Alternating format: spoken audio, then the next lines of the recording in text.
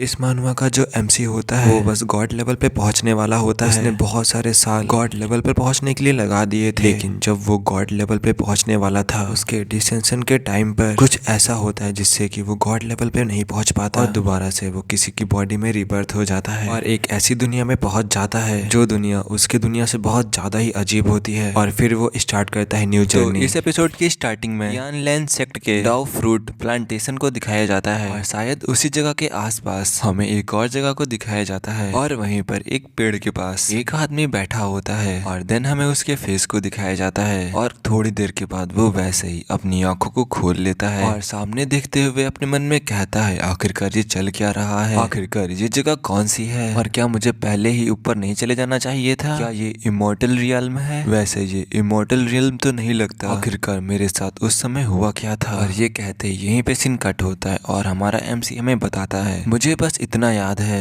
कि मैं अर्थ की दुनिया को पार करके मैं कल्टीवेशन वाली दुनिया में आ गया जिसे कि नैन युआन रियल्म भी कहते हैं और उस क्रूवेल वर्ल्ड में मैंने बहुत सारे कष्ट सहे और 1270 वर्षों तक मैंने बहुत अच्छे से अभ्यास किया और मैंने पास किया था रेड डस्ट ट्रिबुलेशन जिसे कि मॉर्टल हाइट ट्रिबुलेशन कहते हैं और मैंने 13 हेवनली ट्रिबुलेशन ये भी पास किया था और मैंने ग्रेट एसेंशन के पाथ को अच्छी तरीके से मास्टर कर लिया था और फाइनली मैं जाने वाला था। लेकिन उस समय मैंने अपनी बॉडी में कोई भी पावर का फ्लक्चुएशन अपने बॉडी में महसूस नहीं किया था और शायद मैं पहले की तरह यहाँ पर वापस आ चुका हूँ। और क्या मैं फेल हो चुका हूँ, क्या मेरा एसेंशन नहीं हो पाया और क्या मैं दोबारा से रीइंकार्नेट हो चुका हूँ। लेकिन डेफिनेटली जो ये मेरी बॉडी है ये ओरिजिनल बॉडी है और वैसे इस एयर में कोई भी स्पिरिचुअल एनर्जी नहीं है, लेकिन उसकी वजह यहाँ पर कोई और ही अनफेमिलियर एनर्जी है और जो ये एनर्जी है वो एकदम सिमिलर है स्पिरिचुअल एनर्जी के। इसमें इनलाइटमेंट और इम्पावरमेंट का इफेक्ट है और शायद इसका यूज कल्टीवेशन के लिए किया जा सकता है। और तभी हमें एक लड़की को दिखाया जाता है जो कि अपने सामने देखते हुए कहती है जियान और दूसरे लोग बहुत टाइम पहले गए थे, आखिरकार क्यों वो लोग अभी तक भी वापस नहीं आए हैं। और जब वो लड़की ये कह रही होती वैसे उसे पीछे से बहुत ज्यादा प्रेशर महसूस होता है। देन वो वैसे ही पीछे देखने लगती है और पीछे अपना एमसी अभी भी कल्टीवेशन कर रहा होता है और दोबारा से हमें हमारे एमसी की तरफ दिखाया जाता है जो कि अपने मन में कहता है मैं आसानी से ही इनिशियल स्टेज में एंटर कर चुका हूँ और मैं पहुंच चुका हूँ ये रिफाइनमेंट स्टेज के लेवल 1 तक और जो कल्टीवेशन टेक्निक का फ्लो है वो अब आसानी से फ्लो कर रहा है और इसमें स्पिरिचुअल एनर्जी के इफेक्ट को सर पास कर दिया है। आखिरकार ये कैसा ही वर्ल्ड है। और देन वो सामने देखते हुए कहता है नहीं एक मिनट रुको जरा, इस एनर्जी को देखते हुए लगता है कि इसमें इम्प्योरिटीज हैं और ऐसा लगता है कि ये बहुत ज्यादा ही मेलाइस है और ये जो एनर्जी है ये प्योर नेचुरल स्पिरिचुअल एनर्जी की तरह बिल्कुल नहीं है, ये जरूरी एक मैन मेड एनर्जी है। और अगर मैंने अपनी टेक्निक से इसका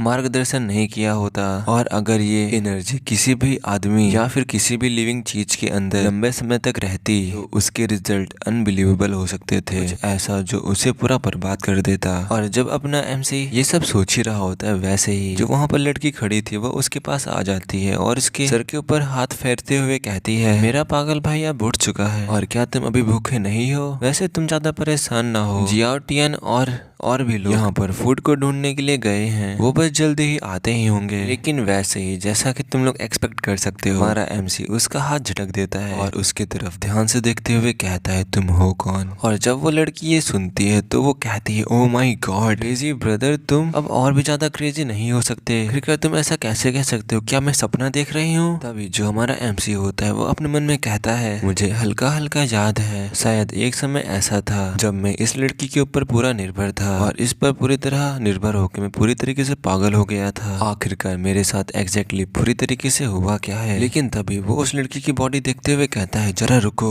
इस लड़की को देखने से ऐसा लगता है कि इसके पास लेजेंडरी जिन ओरिजिन सेक्रेट बॉडी है और इस लड़की के अंदर की जो जिन एनर्जी है वो एक ऐसी चीज है जिसे पाने का सपना अनगिनत कल्टीवेटर देखते हैं। लेकिन अब देखो जस्ट ये मेरे सामने खड़ी है। और देन वैसे ही यहीं पे सीन कट होता है जहाँ पर कुछ लोग कह रहे होते हैं मैं बहुत ज्यादा ही हंग्री हूँ, अगर मैं आगे चल के फूड को नहीं ढूंढ पाया तो मैं भूखा ही मर जाऊंगा। अभी कोई दूसरा आदमी कहता है हाँ वैसे क्या हम इमोर्टल्स के द्वारा चुने गए लोग नहीं है, वैसे इमोर्टल्स लोग हमें यहाँ पर क्यों छोड़ गए। दूसरा आदमी कहता है हमें वो लोग शायद एक टेस्ट के रूप में या फिर कुछ और कराने के लिए छोड़ गए होंगे, लेकिन उन्होंने कहा था कि जो लोग भी चूज किए गए हैं वो लोग बाद में वो भी इमोर्टल्स बन गए। दूसरा आदमी कहता है क्या सही में। देन पहले वाला आदमी कहता है लेकिन जो ये प्लेस है ये सही में बहुत ज्यादा ही टेरिफाइंग है और क्या तुम जियाओ टियन ये सोच सकते हो कि यहाँ पर कोई एरे वेरे है आसपास। तभी हमें एक लड़के को दिखाया जाता है जो कि चिल्लाते हुए कहता है, अपने आप को ऐसा डराना बंद करो, ये टियान लियान सेक्ट के अंदर है और ऐसा कोई तरीका नहीं है कि कोई इस तरह की चीज प्रकट हो यहाँ पे। तभी हमें एक और लड़के को दिखाया जाता है जो कि अपने सामने इशारा करते हुए कहता है, वहाँ देखो देखो वहाँ पर बैरिस है। और जब वो लोग बैरिस को देखते हैं वो लोग वैसे ही उस बैरिस के पास जाने लगते हैं और उन बैरिस को तोड़ करके अपने कपड़ों में रखने लगते हैं। तभी हमें एक मोटे लड़के को दिखाया जाता है जो कि बैरिस तोड़ रहा होता है। देन वैसे अपने आप एक पेड़ की टहनी आकर उससे टकरा जाती है। देन वो लड़का वैसे चिल्लाते हुए कहता है, ये पागल ट्रीज ऐसे स्ट्रेंजली क्यों बढ़ रहे हैं। और मैं भी ये कहना चाहता था कि रास्ते में इतने सारे अजीब पेड़ क्यों हैं, ये अजीब लग रहे हैं और हमारे रास्ते को रोक रहे हैं। लेकिन तभी वहां पर आवाज आती, जल्दी करो इसे खा लो लड़के, खा लो, तुम बहुत ज्यादा लकी हो और चूज किए गए हो गॉड के द्वारा। और ये देखकर वहाँ पर जितने भी लोग होते हैं सभी लोग घबरा जाते हैं। और जो लड़का वहाँ पर मोटा मोटा होता है वो कहता है, ये पेड़ तो जिंदा है। लेकिन जो वो पेड़ होता है वो कहता है, तुम भी हमें ज्वाइन कर लो और तुम भी गॉड की विल को फील करो।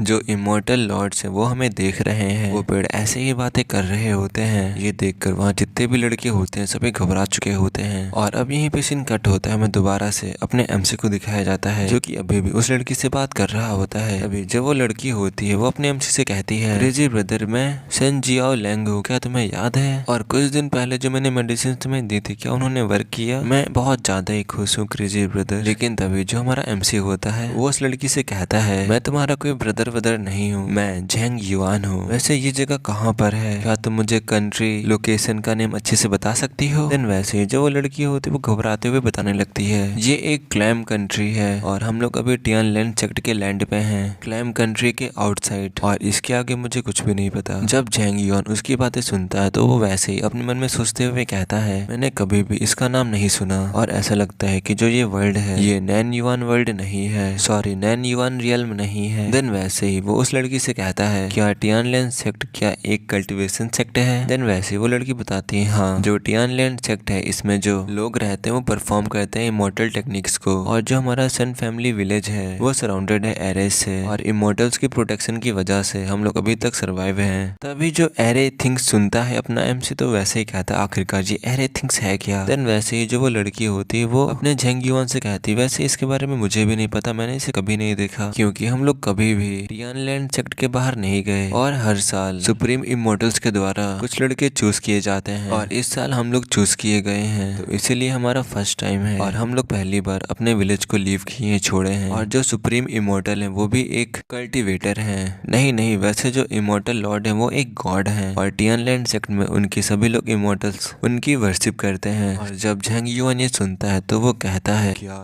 एक गॉड? और जब वो लोग ऐसे बातें कर ही रहे होते हैं वैसे ही वहाँ पर और भी लोग आने लगते हैं और वो चिल्लाते हुए कहते हैं, सिस्टर सिस्टर यहाँ से जल्दी से चलो, जो यहाँ के ट्रीज हैं वो लोग बोल रहे हैं, वो लोग एरे हैं। वो लोग ऐसे ही भागते भागते चिल्ला रहे होते हैं और इस समय वो लोग बहुत ज्यादा ही थक चुके होते हैं भागने की वजह से। और तब भी हमें कुछ लड़कों को पेड़ों में बदलते हुए दिखाया जाता है। देन वैसे ही और सभी लोग भी ऐसे पेड़ में बदलने लगते हैं और उन्हें बहुत ज्यादा ही दर्द हो रहा होता है और ये देखकर वहाँ पर तो कुछ लोग रोने भी लगते हैं। और देन वैसे ही वहाँ पर मैक्सिमम सभी लोग ही पेड़ों में बदल चुके होते हैं। देन वैसे ही जो झेंग युआन होता है वो उनके पास चला जाता है और उनको टच करते हुए कहता है, जो ये जगह है ये भरी हुई है मेलोवेलेंट एनर्जी से और लंबे समय तक इसके संपर्क में आने से ये आपको पसंद कर लेगा। और पीछे जो लड़का बचा हुआ था वो कहता है, क्या तुम पागल हो, तुम इसे मत छुओ। देन जो वो लड़की होती है वो भी चिल्लाते हुए कहती है, वो बहुत ज्यादा टेरिफाइंग है, क्रेजी ब्रदर क्या तुम उनकी मदद कर सकते हो? देन जो झेंग युआन होता है उन्हें छूते हुए कहता है, जो इनका मांस और खून है वो पहले ही लकड़ी में बदल चुका है और अब कोई भी मेडिसिन इस पर काम नहीं करेगी, और अगर तुम इसके कांटेक्ट में लंबे समय तक नहीं आते हो तो तब तुम इसके इफेक्ट से बच सकते हो। और क्या तुमने भी किसी चीज को टच किया था? देन वैसे ही लड़का चिल्लाते हुए कहते हैं, हाँ उन्होंने ये खाया था। देन वैसे जो अपना झेंग युआन होता है उनमें से एक बेरी को उठा लेता है और देन उस बेरी को देखते हुए कहते हैं, जो ये प्लांट्स हैं ये यहाँ पर बहुत लंबे समय से इसी वजह से यहाँ की जो एनर्जी है इनके अंदर भी कंटेन हो चुकी है और इसी वजह से जो ये लोग हैं ये लोग पेड़ों में बदल रहे हैं। देन वैसे ही जो वो लड़का होता है ये सब कुछ सुनने के बाद वो घबराते हुए कहता है, आखिरकार ये सब कुछ कैसे हो सकता है, क्योंकि हमें तो सुप्रीम इमोर्टल ने यहाँ पर चूज किया था और आखिरकार इमोर्टल्स लोग ऐसा क्यों ही करेंगे। देन वैसे ही जो झेंग युआन होता है वो बताता है, क्या इमोर्टल्स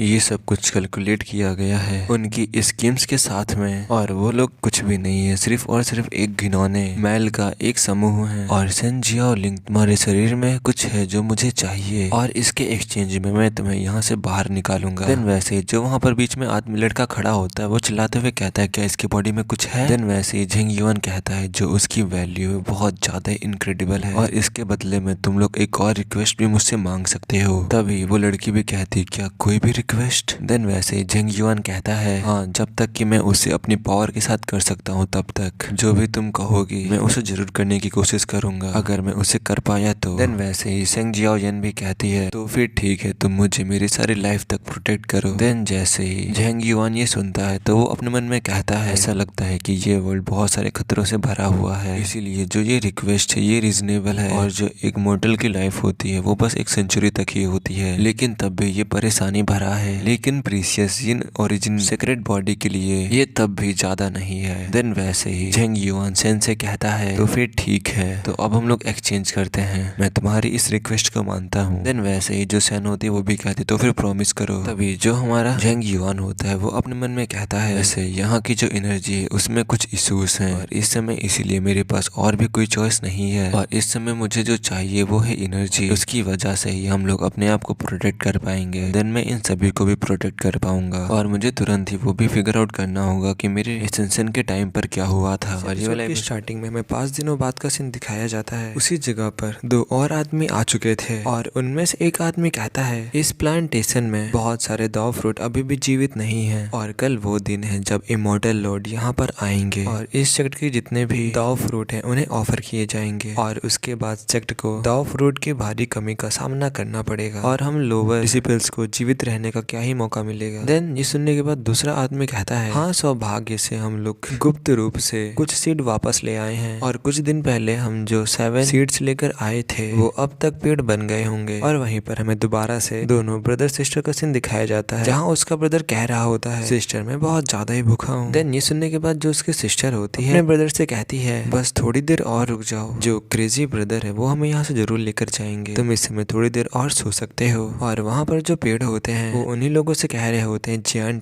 अपने आप को ज्यादा पुश मत करो, इन बेरीज को खा लो, जल्दी करो, जो इमोर्टल होते हैं वो हमें बहुत सारी चीजें देते हैं और तुम भी इमेजिन कर सकते हो कि इस समय हम लोग कितने ज्यादा ही खुश हैं। देन ये सब कुछ सुनने के बाद जो उसकी सिस्टर होती है वो जियान से कहती है ब्रदर तुम उनको इग्नोर करो, उनकी बातें बिल्कुल भी मत सुनो। और अब वहाँ पर वो दोनों आदमी भी पहुंच चुके थे और उन दोनों ब्रदर सिस्टर को देखने के बाद कहते हैं आखिरकार यहाँ पर चल क्या रहा है और क्या अभी भी यहाँ पर 2 सीड्स बची हुई हैं और क्या ये अभी तक अंकुरित नहीं हुई हैं। यहाँ पर इतने सारे दिन हो चुके हैं लेकिन इन्होंने क्या एक भी बेरीज को हाथ नहीं लगाया, क्या इन्होंने यहाँ पर कुछ भी नहीं खाया, क्या तुम लोगों को भूख से मरने का डर नहीं है। लेकिन अब हमें क्या करना चाहिए और क्या हमें इन्हें ये इन्फेक्टेड फल खिलाना चाहिए। देन दूसरा आदमी गुस्से से अपने दांतों को पीसते हुए कहता है जस्ट इन्हें मार डालो, जो सेक्रीफाइस होने वाला है उसके साथ ही में, और अगर इनके बारे में इन्फोर्समेंट डिसिपल्स को पता चल गया तो बहुत ज्यादा ही बुरा होगा। और जब वो दोनों ब्रदर सिस्टर उन दोनों को देखते हैं तो वो घबराते हुए कहते हैं क्या ये एक इमोर्टल्स हैं। देन उनमें से एक आदमी गुस्से में उनको देखते हुए कहता है तुम दोनों लोग हमारे लिए ट्रबल पैदा कर सकते हो। लेकिन जब वो कह ही रहा था ऊपर से वहाँ पर और कोई भी आ चुका था और वो उनकी तरफ जा रहा था। देन वही आदमी नीचे आते हुए कहता है और उसको मारते हुए कहता है नहीं, मैं तुम्हारे लिए ट्रबल पैदा करने के लिए आया हूँ और तुम लोग क्या इमोर्टल्स हो। तो अभी हमें डाउ फ्रूट ट्री के बारे में बताया जाता है। तो अभी मैंने पिक्चर लगा दी है डाउ फ्रूट ट्री के बारे में, जो कुछ भी लिखा है तुम यहाँ से पढ़ सकते हो। जिस आदमी को अपने झेंग युआन को अपने हाथों से नीचे दबाया हुआ था वो आदमी कहता है हाँ तुमने सही कहा, हम लोग इमोर्टल्स हैं, तुम एक छोटी सी सीड हो।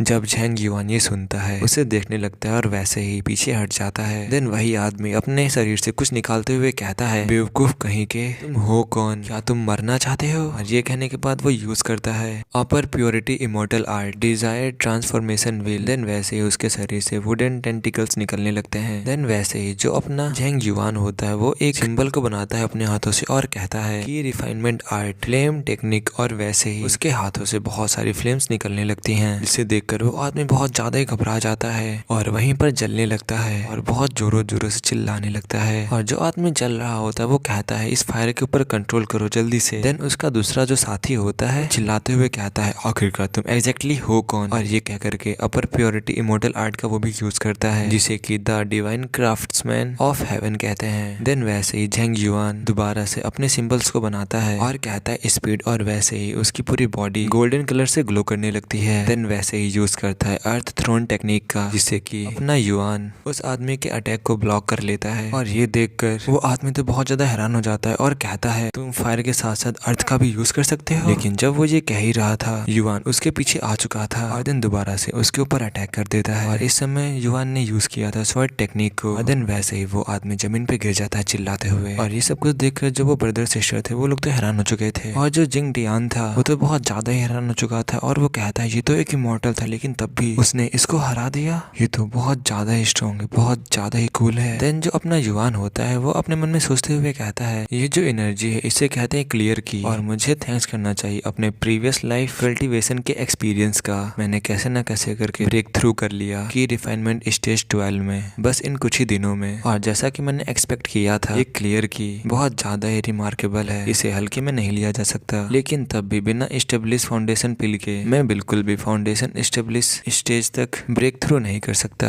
और मुझे फाउंडेशन स्टेब्लिश पिल को बनाने के लिए बहुत सारे इंग्रेडिएंट्स को ढूंढना पड़ेगा, जिससे कि मैं नेक्स्ट स्टेज में ब्रेक थ्रू कर पाऊंगा। देन जो जियान टियान होता है वो चिल्लाते हुए कहता है क्रेजी ब्रदर ने अभी जो मूव का यूज किया वो तो एकदम ही अमेजिंग था, और क्या तुम मुझे भी ये सिखा सकते हो। देन वैसे ही जो युआन होता है वो उनसे कहता है ये दोनों शायद यहाँ के गार्ड्स हो सकते हैं, इससे पहले कि हमें कोई देख ले हमें यहाँ से चलना चाहिए। देन जियान टियान भी कहता है हाँ तुमने सही कहा, हमें यहाँ से चलना चाहिए। और अब वैसे यहीं पे सीन कट होता है और अब हमें हेवनली मिस्ट सेक्ट को दिखाया जाता है। और वहाँ पर कोई कह रहा होता है जियान जी ग्रैंड सेरेमनी के लिए प्रिपरेशन कैसे चल रही है। देन जो जेंगजी होती है वो भी झुकते हुए उनसे कहती है सब कुछ रेडी हो चुका है, एल्टर में एडवांस में 500 डॉ फ्रूट रख दिए गए हैं। देन वहाँ पर जो एल्डर्स वगैरह बैठे होते हैं वो कहते हैं कल जो इमॉर्टल लॉर्ड हैं उन फ्रूट्स को कलेक्ट करने के लिए यहाँ पर डिसेंड करने वाले हैं, तो हमें सब कुछ अच्छे से करना होगा और हर एक चीज का ख्याल रखना। और इस साल जो डॉ फ्रूट ट्री हैं वो कैसा प्रदर्शन कर रहे हैं। जेंगजी कहती है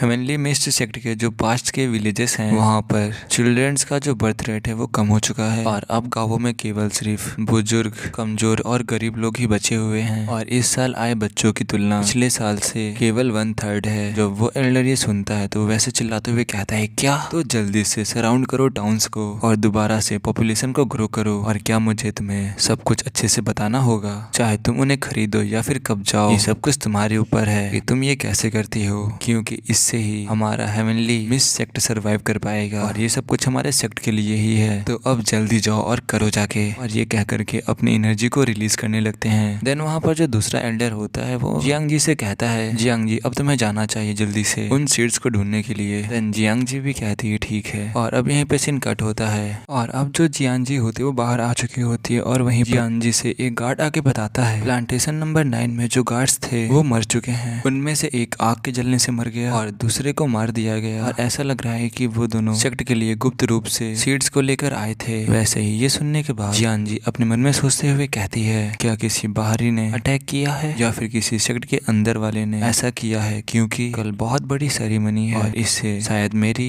स्थिति बेकार हो सकती है। क्या कोई इसीलिए मेरी स्थिति को बिगाड़ने के लिए ये सब कुछ करने की चाल चल रहा है। खैर कल वैसे भी ग्रेट सेरेमनी है और अभी इसके बारे में ज्यादा बवाल नहीं करना चाहिए। देन वैसे ही वो वहाँ से जाते हुए कहती है इसके बारे में किसी को भी पता नहीं चलना चाहिए और कल जो सेरेमनी होने वाली है उसके बाद मैं खुद इस चीज को हैंडल करने के लिए जाऊंगी। देन वो गार्ड भी कहता है ठीक है। और देन यहीं पे सीन कट होता है और हमें कुछ घरों को दिखाया जाता है और वहीं पर कुछ गार्ड घरों के बाहर चल रहे होते हैं और खिड़की से कुछ चिकन खाते हुए कहता है सभी लोग रेंडमली ऐसे इधर उधर पेट्रोलिंग कर रहे हैं और ऐसा लगता है कि उन्होंने हमारे भागने को गंभीर रूप से नहीं लिया है और ये बात बहुत ही ज्यादा बढ़िया है। सिस्टर क्या तुम और थोड़ा नहीं खाना चाहोगी? हम कई दिनों से भूखे थे। वैसे इस लड़की का खाना बहुत ज्यादा ही बढ़िया है। वैसे जो सिस्टर होती है वो भी कहती है मेरा पेट भर गया है और अगर आप नहीं चाहते कि आपको देख लिया जाए तो ज्यादा खिड़की के पास मत जाइए। देन दोबारा से जियान टियान कहता है ये जो आदमी है ज्यादा अमेजिंग नहीं है और ये हम लोगों के सामने अपने आप को इमोर्टल्स कह रहे थे, लेकिन हमारे क्रेजी ब्रदर के एक मूव से ही ये लोग डाउन हो गए और मैं डेफिनेटली अपने क्रेजी ब्रदर से उनकी स्किल्स जरूर सीखूंगा और देन आपकी मैं प्रोटेक्शन कर पाऊंगा। लेकिन सिस्टर अपने क्रेजी ब्रदर कर क्या रहे हैं और अभी तक वो नीचे क्यों नहीं आए हैं? देन जो उसकी बहन होती है वो कहती है मैं श्योर नहीं हूँ कि वो अभी तक वापस क्यों नहीं आया है, लेकिन वो ऊपर बहुत सारा सामान लेकर गया है इसीलिए तुम उसे परेशान मत करो। अब यहीं पे सीन कट होता है मैं दोबारा से झेंग युआन को दिखाया जाता है। इस समय झेंग युआन के चारों तरफ बहुत ज्यादा स्पिरिचुअल एनर्जी फ्लो कर रही थी और शायद वो बहुत सारे इंग्रेडिएंट से कोई चीज को बना रहा था। देन वैसे वो उन सारे इंग्रेडिएंट्स को साथ में कंबाइन करने लगता है और देन अपने दोनों हाथों को जोड़ते हुए कहता है कंडेंस। देन वैसे ही वो सारी एनर्जी एक जगह पे कंडेंस होने लगती है और चारों तरफ बहुत ज्यादा ही गोल्डन कलर की एनर्जी ग्लो होने लगती है। और फिर वैसे ही झेंग युआन के चारों तरफ बहुत सारे फ्लैग्स फॉर्म हो जाते हैं और झेंग युआन उन्हें देखते हुए अपने मन में कहता है जैसा कि मैंने एक्सपेक्ट किया था, जो ये मटेरियल थे इनमें भी एकदम वैसी प्रॉपर्टीज थी जैसे ओरिजिनल वन में होती हैं और इन लो ग्रेड के फ्लैग्स में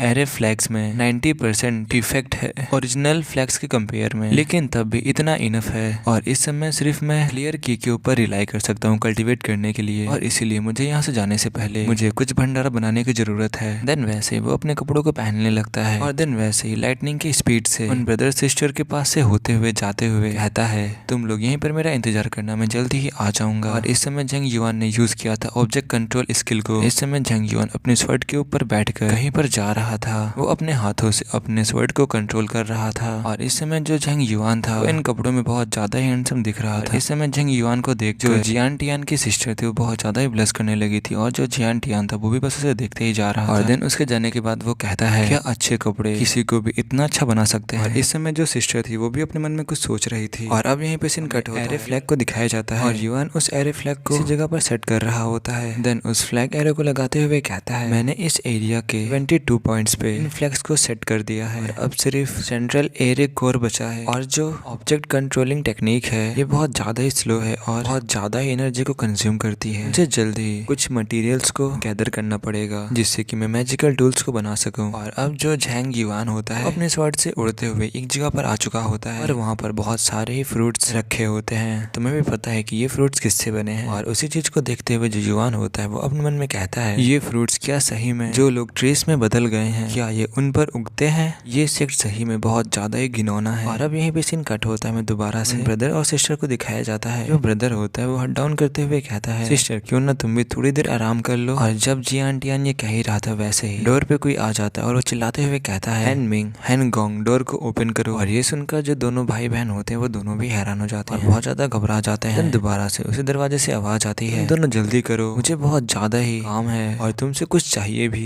ये सुनने के बाद जो जियान टियान होता है वो अपनी बहन से कहता है बहन अब हमें क्या करना चाहिए। दोबारा से वो दरवाजे की तरफ देखते हुए कहते हैं क्या वो अब जा रहा है। जब जियान टियान ये कह ही रहा था वैसे दरवाजा टूट जाता है। दरवाजे से कुछ वुडन टेंटिकल निकलने लगते हैं। देन उस दरवाजे को तोड़कर एक आदमी सामने आता है और हंसते हुए कहता है मुझे पता था वो दोनों डोर को खोलने की बिल्कुल भी हिम्मत नहीं करेंगे। तो यहाँ पर सिर्फ 2 ही सीट्स हैं। वैसे तुम दोनों कौन से प्लांटेशन से एस्केप किए थे। आज मेरा बहुत ज्यादा ही लकी दिन है और आज तुम मेरे हो। और ये कह करके अपने टेंटिकल से उन दोनों के ऊपर अटैक कर देता है और जो जिन टियान होता है अपने सिस्टर के आगे आ जाता है अपने सिस्टर को बचाने के लिए। देन वैसे वहाँ पर और कोई भी आ जाता है और कहता है फ्लेम टेक्निक। और ये सुन करके वो आदमी पीछे देखने लगता है और जैसे ही पीछे देखता है तो बहुत सारी आग उसके पीछे से आने लगी थी। इसे देखकर वो बहुत ज्यादा ही घबरा जाता है और दिन जा करके बहुत दूर गिरता है। देन वो आदमी गिरने के बाद कहता है आखिरकार वहाँ पर कौन है। देन दोबारा से जो युआन होता है वो ऑब्जेक्ट कंट्रोलिंग टेक्निक का यूज करता है और वैसे जो उसकी स्वॉर्ड होती है वो दोबारा से उस आदमी की तरफ जाने लगती है और वो आदमी भी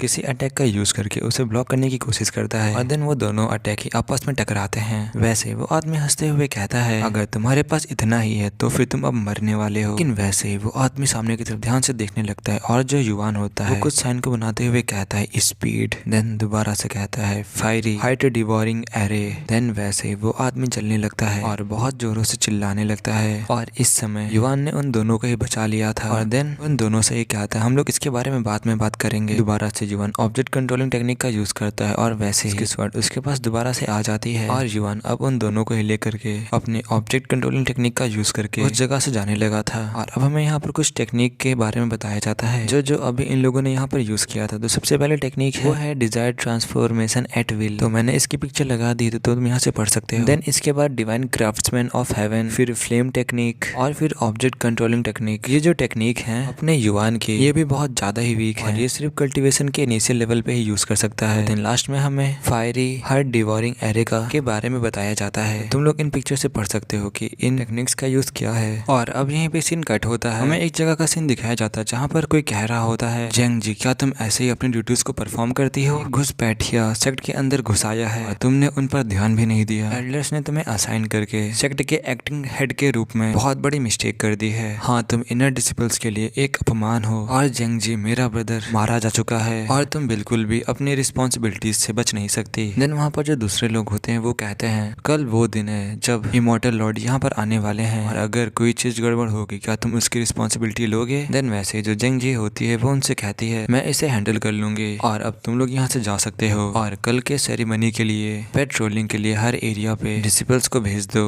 आज रात सारे डिसिपल्स एक ड्यूटी पर होंगे और सभी लोग उस आदमी को ढूंढेंगे। देन वहाँ पर जो डिसिपल्स होते हैं वो भी कहते हैं ठीक है हम लोग समझ गए। देन सामने देखते हो दोबारा से अपने मन में कहती है ऐसे क्रिटिकल मूवमेंट पे आखिरकार ऐसी ट्रबल कैसे ही आ सकती है, चाहे तुम कोई कल्टिवेटर हो या फिर और कोई भी हो मैं तुम्हें पकड़ लूंगी। और ये कहते यहीं पे सीन कट होता है, मैं दोबारा से एक फॉरेस्ट का सीन दिखाया जाता है और वहीं पर एक केव में हल्की सी लाइट जल रही होती है और उस गुफा में युवान और वो दोनों भाई बहन भी आ चुके थे। और जो सन होती है वो युवान का माथा पूछते हुए कहती क्रेजी ब्रदर क्या तुम ठीक हो। देन जो युवान होता है वो भी कहता है हाँ मैं ठीक हूँ। देन अपने मन में सोचते हुए कहता है मेरी की रिफाइनमेंट स्किल के साथ में कोई भी मैजिकल वेपन लैग करेगा मैं उसे इतनी आसानी से कंट्रोल नहीं कर पाऊंगा और अगर मैं किसी और स्ट्रॉन्गर अपोनेंट का सामना करता हूँ तो मुझे बहुत ज्यादा ही डिसएडवांटेज का सामना करना पड़ेगा, उसको हराने में मुझे बहुत ज्यादा ही कठिनाई होगी। और सिर्फ एक बेसिक सी स्पिरिचुअल एरे को सेट करने से ही मेरी जितने भी स्पिरिचुअल एनर्जी थी वो एग्जॉस्ट हो चुकी है और मेरी 1000 इयर्स ऑफ नॉलेज के साथ में जो कि मेरी प्रीवियस लाइफ की है, जो मेरा दिमाग है वो भरा हुआ है टॉप टीयर्स की टेक्निक से।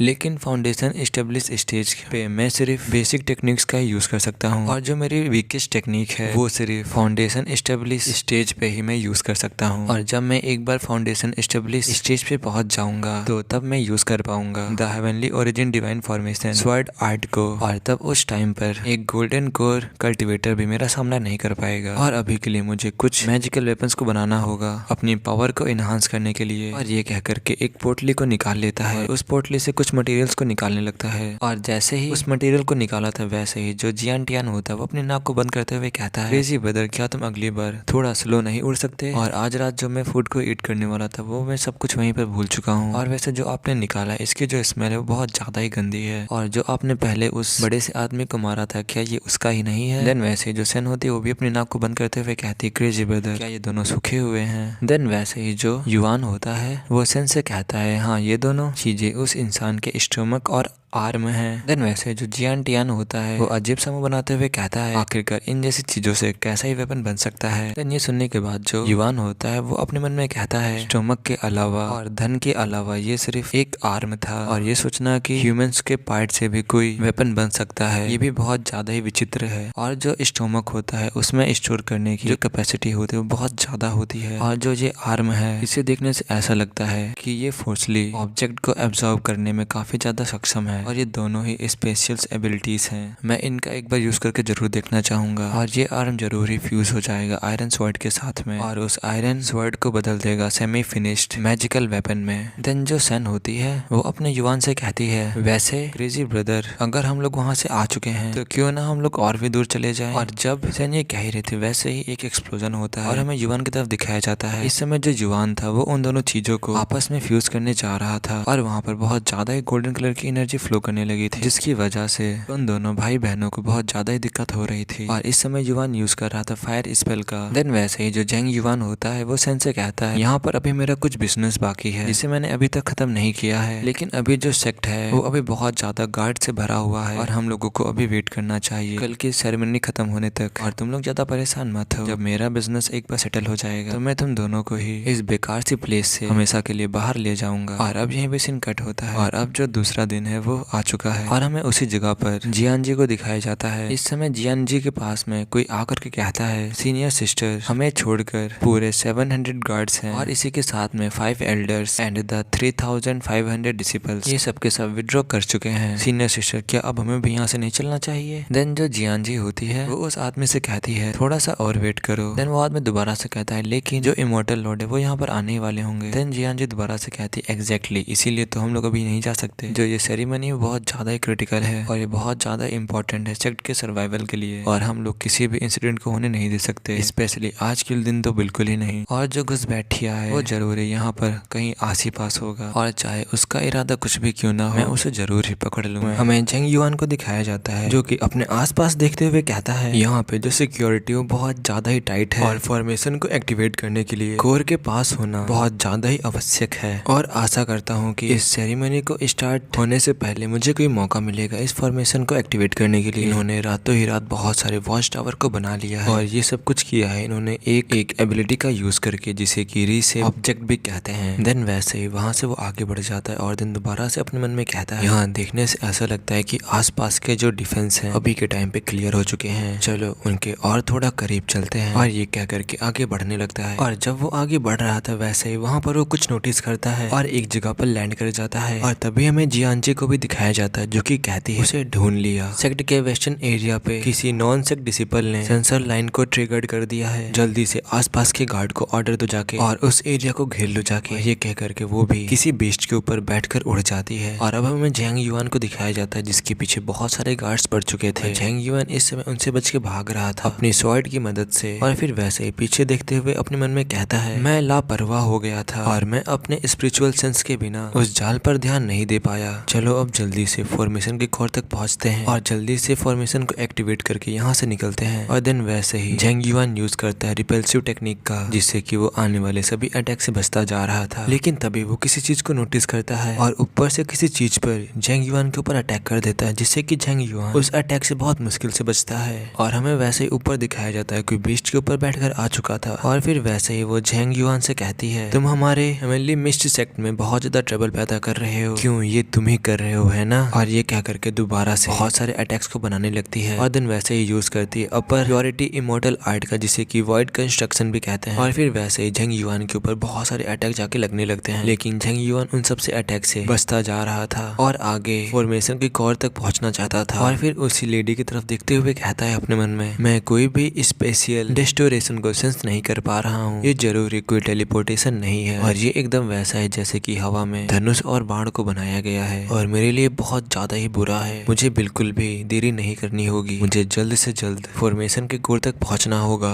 देन दोबारा से मैं उसी लेडी की तरफ दिखाया जाता है जो कि अपने हाथों में एनर्जी को गैदर करते हुए कहती है, ग्राउंड को छोड़ के तुम आसमान में उड़ रहे हो और कोई भी बिल्डिंग मेरी नजर को ब्लॉक नहीं कर पा रही है और ये मेरे लिए एकदम ही परफेक्ट है। और देन वैसे ही अपने दोनों हाथों को जोड़ते हुए कहती व्हाइट कंस्ट्रक्शन। और फिर तभी हमें झेंग युआन की तरफ दिखाया जाता है जिसके चारों तरफ ब्लैक कलर की एनर्जी फॉर्म होने लगी थी। और फिर वैसे ही झेंग युआन को एक ब्लॉक के अंदर कैद कर लेती हैं। इस समय झेंग युआन उस ब्लॉक के अंदर पूरी तरीके से कैद हो चुका था और ये देखकर वहाँ जितने भी लोग होते हैं बहुत ज्यादा खुश हो जाते हैं और जियांग जी की तारीफ करने लगते हैं। लेकिन तभी हमें उस ब्लॉक के अंदर निकलती हुई एक तलवार को दिखाया जाता है जो कि गोल्डन कलर की ऑरा से भरी हुई थी। और देन उसी जगह से जो अपना झेंग युआन होता है उस ब्लॉक से निकल आता है और ये देखकर जो वो लेडी थी वो भी बहुत ज्यादा ही हैरान हो चुकी थी और कहती है कैसे। और फिर वैसे ही झेंग युआन उस लेडी के ऊपर भी फायर से अटैक कर देता है और देन जो वो लेडी होती है उसके अटैक से बच जाती है और फिर बहुत ज्यादा गुस्से में कहती है, हाँ तुम थोड़े से तो कैपेबल हो लेकिन अब इसके बारे में क्या। देन दोबारा से वो यूज करती है वॉइड कंस्ट्रक्शन का और तभी हमें झेंग युआन के ऊपर बहुत सारी ब्लैक एनर्जी को दिखाया जाता है जो कि फॉर्म हो चुकी थी। और जब झेंग युआन ऊपर देखता है तो वो पाता है कि बहुत सारे नुकीले टाइप के टेंटिकल्स उसके ऊपर आ चुके हैं और फिर वो बहुत ज्यादा तेजी से नीचे आने लगते हैं। देन ये सब कुछ देखकर जो वो लेडी होती है वो हंसते हुए कहती है, क्यों क्या हुआ, अब क्या तुम पावरलेस महसूस कर रहे हो। इस समय जो झेंग युआन था वो उन सभी चीजों से निकलने की कोशिश कर रहा था। देन वहां से जाते हुए कहता है, इस थिन एयर में ऐसे मैसिव ऑब्जेक्ट को बनाना ये बहुत ज्यादा ही आउटरेजियस है। लेकिन जब वो उसके नीचे आने वाला था वैसे ही जो वो ब्लैक कलर की एनर्जी थी वो डिसअपियर हो जाती है। देन जो झेंग युआन होता है वो इस चीज को देखते हुए कहता है, क्या ये मैसिव ऑब्जेक्ट अपने आप ही डिसअपियर हो गया, लेकिन कैसे। फिर वैसे वो पीछे देखने लगता है उस लेडी की तरफ। देन वैसे फिर हमें उस लेडी की तरफ दिखाया जाता है जो कि इसमें बहुत ज्यादा ही खौफ में आ चुकी थी और बहुत ज्यादा ही प्रेशर को फील करने लगी थी और वैसे ही कहती है, बहुत बुरा हुआ जो इमोर्टल लॉर्ड है वो आ चुके हैं। और ये कह करके वो नीचे गिरने लगती है और वहाँ पर पता नहीं किसी की बहुत जोरों से चिल्लाने की आवाजें आने लगती हैं और वहाँ पर पता नहीं कैसा भी साउंड आ रहा था लेकिन वो बहुत ज्यादा ही भयानक था जिसे सुनकर वहाँ पर सबके कान फटने लगे थे। और देन यही पे सीन कट होता है, हमें दूसरी तरफ उन दोनों ब्रदर और सिस्टर को दिखाया जाता है जो कि आसमान की तरफ देखते हुए कहते हैं, आखिरकार सडनली ये क्या होने लगा। और देन हमें बादलों के ऊपर एक बहुत बड़े फिगर को दिखाया जाता है जिसका फेस हमें बिल्कुल भी नहीं दिखाया गया है। देन इस चीज को देखकर जो झेंग युआन होता है वो अपने मन में कहता है, आखिरकार सडनली ये सब कुछ डार्क क्यों होने लगा और आखिरकार ये बहुत बड़ा फिगर है क्या जो यहाँ पर अपीयर हो चुका है और क्या यहाँ पर सभी लोग इससे ही इमोर्टल लॉर्ड कह रहे थे। और आखिरकार ये साउंड कैसा है, ये साउंड मेरे अंदर मेलाइस हो रहा है और मुझे नष्ट करने का प्रयास कर रहा है। इस समय झेंग युआन को बहुत ज्यादा ही दिक्कत होने लगी थी और क्या यही रीजन था कि इस सेक्ट के डिसिपल्स इतने दुख में थे। लेकिन मैं हजारों सालों से कल्टीवेट कर रहा हूँ, मैंने काउंटलेस ट्रिबुलेशन को पास्ट किया है और मैंने संसारिक इच्छाओं को सारी त्याग दिया सिर्फ और सिर्फ कल्टीवेशन के लिए। और आखिरकार तुम क्या समझते हो कि तुम क्या हो? आखिरकार तुम्हारी हिम्मत कैसे हुई मेरे विल पर हमला करने की? देन वैसे ही पीछे देखने लगता है उस इमोर्टल लॉर्ड की तरफ। और अब हमें इमोर्टल लॉर्ड को दिखाया जाता है जो कि बहुत ज्यादा ही अजीब लग रहा था और एक डेविल से स्माइल दे रहा था। और इस चीज को देखकर जो झेंग युआन होता है वो कहता है आखिरकार फिल्थी एविल चीज है क्या? और ये एक ऐसी चीज होकर के अपने आप को इमोर्टल लॉर्ड कहने की हिम्मत करता है। लेकिन मैं सेंस कर सकता हूँ कि हेवेंस के ऊपर कुछ भी नहीं है, ये सिर्फ एक इल्यूजन प्रोजेक्शन है। और इस समय वहाँ पर जितने भी डिसिपल्स थे, जितने भी गार्ड्स थे, सभी लोग बहुत ज्यादा ही परेशान थे उस साउंड से और कह रहे थे कि बस तुम लोग अपने आप को स्ट्रांग रखो। और जैसे ही इमोर्टल लॉर्ड इन दाव फ्रूट को एब्जॉर्ब कर लेंगे वैसे यहाँ से चले जाएंगे। और जो लोग अपने आप को स्ट्रांग नहीं कर पा रहे थे वो लोग दाव ट्रेस में कन्वर्ट होते जा रहे थे। देन वैसे हमें इमोर्टल लॉर्ड की आंखों की तरफ दिखाया जाता है, वो अपनी आंखों से किसी एनर्जी को अनलिस्ट करता है और फिर जो वो एनर्जी थी वो नीचे की तरफ जाने लगती है और फिर वो एनर्जी उन दाव फ्रूट्स की तरफ जाने लगती है और उनको एब्जॉर्ब करने लगती है। देन वैसे ही जो झेंग युआन होता है वो अपने दांतों को पीसते हुए और उस तरफ देखते हुए कहता है क्या ये उन फ्रूट्स को एब्जॉर्ब कर रहा है? चलो ये अच्छा है कि ये हमें इस समय इग्नोर कर रहा है। और अब सही टाइम आ गया है फॉर्मेशन को एक्टिवेट करने का और जल्दी से जल्दी यहाँ से निकलने का। देन ये कहकर के फॉर्मेशन को एक्टिवेट करने के लिए जाने लगता है। और इस समय जो वो एनर्जी थी वो उन दाव फ्रूट्स को एब्जॉर्ब कर रही थी और उन्हीं के बीच से होते हुए जो झेंग युआन था वो आगे की ओर बढ़ता जा रहा था। और देन वैसे ही फॉर्मेशन के कोर पर पहुंच जाता है और अपने फॉर्मेशन को एक्टिवेट करने लगता है। और अब हमें दिखाया जाता है जहाँ जहाँ पर फ्लैग लगे थे वहाँ जो वो फॉर्मेशन थी वो एक्टिवेट होने लगी थी। और फिर चिल्लाते हुए झेंग युआन कहता है 9 ओरिजिन स्पिरिट गैदरिंग फॉर्मेशन। और फिर वैसे ही चारों तरफ से जितनी भी एनर्जी होती है वो अनलिश होने लगती है, सब जगह से निकलने लगती है और जहाँ पर झेंग युआन था सिर्फ उसके पास ही जाने लगती है उस फॉर्मेशन के एकदम मिड में। और तभी हमें कुछ एल्डर्स की तरफ दिखाया जाता है जो कि वो देखकर चिल्लाते हुए कहते हैं जो सेक्ट की क्लियर की है वो सेक्ट के एक जगह पर गैदर हो रही है, आखिरकार सेक्ट में हो क्या रहा है? और इस समय जो अपना झेंग युआन होता है वो सारी एनर्जी को गैदर कर रहा होता है और अपने सामने देखते हुए कहता है जैसा कि मैंने एक्सपेक्ट किया था जो स्पिरिट गैदरिंग फॉर्मेशन है वो वर्क कर रही है और चलो अब इस प्लेस की सारी क्लियर की को एब्जॉर्ब करते हैं। और ये कह करके सारी आसपास की अपनी क्लियर की को एब्जॉर्ब करने लगता है। इस समय उसे इस एनर्जी को एब्जॉर्ब करने में बहुत ज्यादा परेशानी हो रही होती है और जो एनर्जी इमोर्टल लॉर्ड भी एब्जॉर्ब कर रहा था वो भी झेंग युआन की तरफ जाने लगती है। उस चीज को इमोर्टल लॉर्ड भी नोटिस कर लेता है। देन वैसे ही दोबारा से वही साउंड आने लगता है चिल्लाने का, जो कि बहुत ज्यादा ही भयानक था, जिसे देखकर जो झेंग युआन होता है वो कहता है आखिरकार ये क्या हो रहा है, क्या उसने मुझे नोटिस कर लिया? और जो लोग दूर से खड़े होकर देख रहे होते हैं वो लोग भी कहते हैं आखिरकार ये क्या है, ये हो क्या रहा है? इस समय वो आवाज उनको भी सुनाई दे रही थी जो कि बहुत ज्यादा ही भयानक थी, उसका प्रेशर बहुत ज्यादा ही था। जो आदमी छुपे हुए थे वो लोग कहते हैं हम लोग बहुत दूर छुपे हुए थे और क्या तब भी इमोर्टल लॉर्ड की विल हमें यहाँ तक की भी इफेक्ट कर सकती है, आखिरकार सेक्ट में हो क्या रहा है? और आखिर इस टाइम इमोर्टल लॉर्ड इतने निर्दयी क्यों है इस टाइम? देन वैसे ही जो वो एल्डर्स होते हुए कहते हैं डिसिपल जल्दी से यहाँ पर दाव फ्रूट लाओ। वो डिसिपल भी कहता है यस सर, लेकिन इस समय वो भी इमोर्टल लॉर्ड के इमोशंस को महसूस कर पा रहा था जो कि उसे बहुत ज्यादा ही डरा रहे थे। अब हमें दोबारा से झेंग युआन की तरफ दिखाया जाता है जिसके ऊपर बहुत ज्यादा ही प्रेशर पड़ रहा था और इस समय झेंग युआन को कोई चीज तो एब्जॉर्ब कर रही थी जिससे कि झेंग युआन को बहुत ज्यादा ही दिक्कत हो रही थी। और फिर वैसे ही वो अपने मन में कहता है ये जो साउंड है ये मेरे फ्लैश को एक्टिवेट कर रहा है और अभी मैंने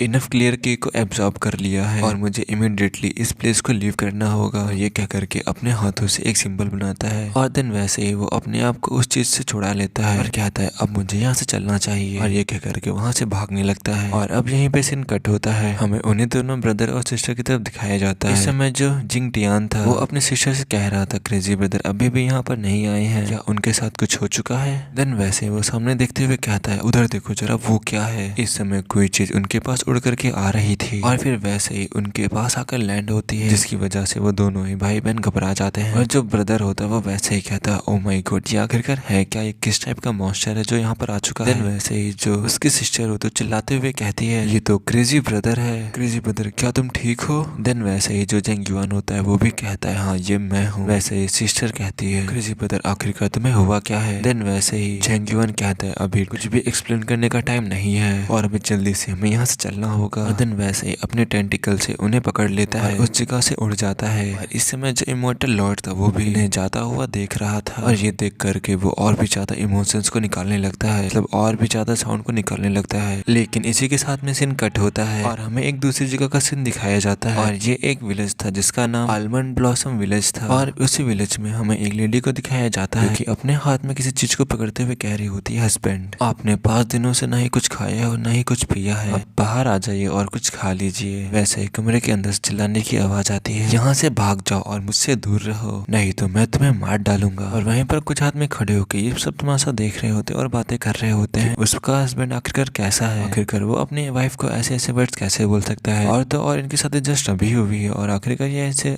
कैसे झगड़ सकते हैं। और ये सारी बातें वो लेडी भी सुन रही होती है और वो आदमी भी सुन रहा होता है जो उस कमरे के अंदर था। देन वो सब कुछ सुनने के बाद वो दोबारा से चिल्लाते हुए कहता है, तुम सभी लोग शांत हो जाओ, नहीं तो मैं बाहर आकर तुम सबको भी मार डालूंगा। देन वो लोग भी कहते हैं, चलो छोड़ो इस आदमी को, इसे अंदर ही अंदर मर जाने दो। ये कह करके वहां सब जाने लगते हैं। वो आदमी इस समय हर एक चीज को अंदर से आग को निकाल के देख रहा था। और इसी के साथ ये वाला एपिसोड यहीं पे तो इस एपिसोड के स्टार्टिंग में यहीं पर अब सीन कट होता है। अब हमें एक जंगल का सीन दिखाया जाता है और वहीं पर हमें किसी को कपड़े को धुलते हुए दिखाया जाता है और ये कपड़ा वो लड़की धुल रही होती है जिसका मैं नाम भूल चुका हूँ। देन वैसे ही कपड़े को भिकाते हुए कहती है, ब्रदर क्या तुम ठीक हो, आखिरकार तुम्हारी ये हालत कैसे हो गई। देन वैसे ही झेंग युआन कहता है, तुम्हें ज्यादा परेशान होने की कोई भी जरूरत नहीं है और इस प्लेस को छोड़ने के बाद मैं धीरे धीरे नॉर्मल हो जाऊंगा पहले की तरह। देन वैसे ही जो उस लड़की का ब्रदर होता है वो अजीब सा मुंह बनाते हुए कहता है, सही में जो वो हेवनली मिस्ट सेक्ट था वो सही में एक नरक था, यहाँ तक कि उन्होंने हमारे ब्रदर फेंग जैसे स्ट्रॉन्ग आदमी को भी नुकसान पहुंचा दिया। हमें जल्दी से सेन फैमिली विलेज वापस जाना होगा और सभी को ही चेतावनी देनी होगी और हमें उनसे ये भी कहना होगा कि वो लोग इस प्लेस को जितनी जल्दी हो सके उतनी जल्दी छोड़ दें। जब वो लड़की अपने ब्रदर की बात सुनती है तो वैसे ही कहती, पहले ब्रदर फेंग को थोड़ा सा ठीक होने दो। जब उस लड़की का ब्रदर ये बात सुनता है तो वैसे अजीब सा मुंह बनाते हुए अपने मन में कहता है, ब्रदर फेंग कल रात से बहुत बेहतर है लेकिन तुम अभी भी डरावने हो, मैं तो देखने की हिम्मत भी नहीं कर सकता और जो मेरे आर्म्स हैं वो बहुत ज्यादा खुजली भी कर रहे हैं। देन वैसे ही जो अपना झेंग युआन होता है वो उन दोनों से कहता है, क्या कल तुम दोनों ने आसमान में उस शैडो को नहीं देखा था। और जब वो लड़की सुनती है शैडो तो वो कहती है, कौन सी शैडो। देन वैसे उस लड़की का ब्रदर कहता है, हमने ये देखा कल की दोपहर में कैसे अंधेरा छा गया। और जब अपना झेंग युआन उनकी बात सुनता है तो वैसे ही अपने मन में कहता है, ये लोग उसे नहीं देख पाए और क्या ये ऐसा इसलिए है क्योंकि मैंने मेलाइस हिडन को एब्जॉर्ब किया है क्लियर की के साथ में, क्या मुझे इसलिए सब कुछ दिखा वहाँ पर। और जो मेलाइस है वो मेरे लिए हिडन डेंजरस है लेकिन अभी के लिए मुझे सिर्फ क्लियर की के ऊपर ही डिपेंड रहना होगा कल्टीवेशन करने के लिए और मैं अपने सारे मेथड्स को ही ऐसे नहीं फेंक सकता, सिर्फ ये डेंजरस है इसलिए। और मैंने हेवनली मिस्ट सेक्ट की लगभग 30% क्लियर की को इन सैकड़ों क्लियर स्टोन्स में कंडेंस किया और इसकी वजह से फ्यूचर में मेरी कल्टीवेशन की फाउंडेशन और भी अच्छी हो जाएगी और मुझे जल्द से जल्द एडवांस होना पड़ेगा फाउंडेशन एस्टेब्लिश स्टेज में और इस मेलाइस इन्फ्लुएंस को दूर करने की टेक्निक को ढूंढना पड़ेगा। और ये कह करके जो अपना झेंग युआन होता है वो अपनी पोटली से एक दाव फ्रूट को निकालता है और जब वो लड़की इस चीज को देखती तो वो घबरा जाती है और जब उस लड़की का भाई ये देखता है तो वो चिल्लाते हुए कहता है, आखिरकार ये चीज है क्या, एक बोलने वाला ट्यूमर। देन दोबारा से हमें झेंग युआन को दिखाया जाता है जो कि उस दाव फ्रूट को पकड़ते हुए कहता है, वो सभी लोग इसे एक दाव फ्रूट बोलते हैं और जो ये दाव फ्रूट्स होते हैं ये प्राप्त किए जाते हैं जो लोग उन ट्रीज में बदल गए हैं उनसे। और कल जब मैं वहां पर गया था तो मुझे भी एक वहां पर ये मिल गया। देन वैसे जो वो दाव फ्रूट होता है वो कहता है, बच्चे लेट मी गो बैक। तो जो ये दाव फ्रूट होता है ये ऐसे बकवास कर रहा होता है। देन वैसे ही जो वो लड़की होती है वो झेंग युआन से कहती है, क्या ये पहले एक इंसान हुआ करता था, इतना ज्यादा ही दयनीय है। और जब वो दाव फ्रूट ये सुनता है तो वैसे ही कहता है, तुमने क्या कहा दयनीय, तुम दयनीय लोग हो, इमॉर्टल लॉर्ड द्वारा त्यागे गए कीड़े और जो हम लोग हैं वो भाग्यशाली हैं जिन्हें इमॉर्टल लॉर्ड के साथ एसेंड के लिए चुना गया। और जब अपना झेंग युआन उसकी बात सुनता है तो वैसे ही उस दाव फ्रूट से पूछता है, आखिरकार ये टाइकिंग इमॉर्टल लॉर्ड है क्या।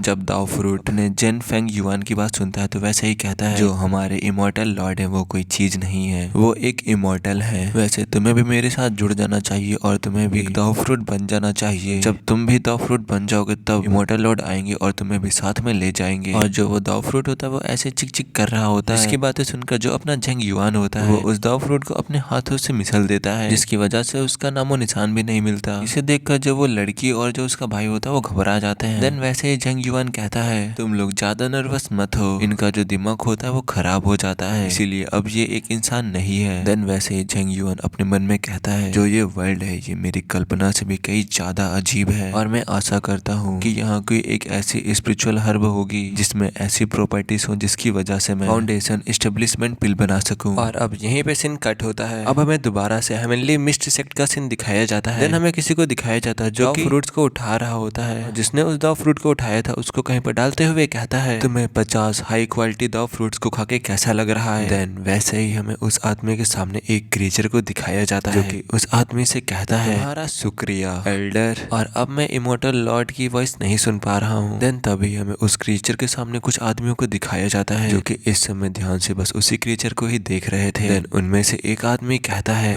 तुम्हारी कॉन्शियसनेस साफ है, ऐसा लगता है कि तुम बच चुके हो। देन उनमें से पीछे वाला आदमी कहता है, अपने जीवित डिसिपल्स के अनुसार इस बार इमोर्टल लॉर्ड की अशांति उस घुसपैठिए की वजह से हुई होगी। देन जो सामने क्रीचर बैठा होता है वो कहता है, हाँ उस समय वहाँ कोई नहीं था, यह मेरी गलती है कि मैं असफल हो गया उसको रोकने में, और मुझे नहीं पता कि उसने कौन सा सीक्रेट मेथड यूज किया था जिसकी वजह से वो हमारे सेक्ट की लार्ज अमाउंट में क्लियर की ले गया। देन तभी हमें उन एल्डर्स की तरफ दिखाया जाता है जो कि आपस में कहते हैं, तुम इसके बारे में क्या सोचते हो। देन उसमें से दूसरा आदमी कहता है, इस बार टाइकिंग इमोर्टल लॉर्ड ने अपने आप को रिवील किया था और सेक्ट की जो प्योर की है वो और भी ज्यादा डेंसर हो गई है। हालांकि हमने कुछ खोया है लेकिन हमने कुछ पाया भी है। ऐसे अभी के लिए उन दो ट्रीज को बड़ा करने में और भी ज्यादा ट्रीज को ग्रो करने में ध्यान दो। देन वैसे ही जो वहाँ पर अजीब सा क्रीचर बैठा होता है वो उनसे कहता है, हालांकि जो इमोर्टल लॉर्ड थे वो थोड़े से घबराए हुए और डरे हुए भी लग रहे थे, शायद वो उनका डर उस व्यक्ति से जुड़े होना चाहिए। अनगिनत साल बीत गए हैं और यह पहली बार है जब हमने इमोर्टल लॉर्ड को ऐसे अजीब व्यवहार करते हुए देखा है। चाहे यह बदलाव अच्छा हो या बुरा मुझे नहीं पता, लेकिन हम अपने आप को इमोर्टल लॉर्ड से शायद छुड़ा सकते हैं, अपने आप को उस इमोर्टल लॉर्ड से फ्री कर सकते हैं। और जब वहाँ के एल्डर ये बात सुनते हैं तो सभी लोग ध्यान से उसकी तरफ देखने लगते हैं, उनकी बातों से सहमत होते हैं और कहते हैं, क्या सचमुच। ये भी कहते हैं कि चाहे वो आदमी कोई भी क्यों ना हो लेकिन वो आदमी जरूर ही इमोर्टल लॉर्ड से कनेक्टेड है। और जब एक बार जियांजी रिकवर हो जाएगा उससे उस घुसपैठिए का चित्र बनाने को कहें, उसे हमें किसी भी कीमत पर पकड़ना होगा चाहे कुछ भी क्यों ना हो जाए। और इसी के साथ में अभी यहीं पर सीन कट होता है। अब हमें एक जंगल का सीन दिखाया जाता है जहाँ पर अपना एमसी और जो दोनों ब्रदर एंड सिस्टर होते हैं वो आगे चले ही जा रहे होते हैं और अभी भी झेंग युआन की हालत पूरी तरीके से ठीक नहीं होती है। वैसे ही जो झेंग युआन होता है उस लड़के से कहता है, मैं लगभग पूरी तरीके से रिकवर हो चुका हूँ और अब मैं खुद से भी चल सकता हूँ। और जब झेंग युआन की बात वो लड़का सुनता है तो वैसे ही कहता है, हमने हेवनली मिस्ट सेक्ट से बचने के लिए ऐसा रास्ता अपनाया है कि मैं इस एरिया को पहचान भी नहीं पा रहा हूँ। ये कह करके वही जमीन पर बैठ जाता है। बैठते हुए थकते हुए दोबारा से कहता है, आखिरकार हम अपने घर का रास्ता कैसे खोजेंगे। और जब वो लड़की ये बात सुनती है तो वैसे अपने ब्रदर से कहती है, अभी बहुत ज्यादा ही अंधेरा हो चुका है, वैसे चलो अभी एक अच्छी सी जगह ढूंढते हैं ब्रदर फैंग के रेस्ट करने के लिए। और जब उसका ब्रदर ये बात सुनता है तो अजीब सा मुंह बनाते हुए अपने मन में कहता है, ब्रदर फैंग तुम बस उसी के बारे में कहा करती हो और मुझे तो हमेशा इग्नोर किया करती हो। और जब ये लड़का अपने मन में ये सोच ही रहा होता है वैसे ही सामने की तरफ इशारा करते हुए कहता है, जरा वहां पर देखो वो क्या है। अब इसी के साथ में यहीं पे सीन कट होता है। अब हमें अलमंड्स ब्लॉसम विलेज का सीन दिखाया जाता है और वहीं पर कोई आदमी चिल्लाते हुए कह रहा होता है, मैं दोबारा से कह रहा हूँ तुम मुझसे दूर रहो।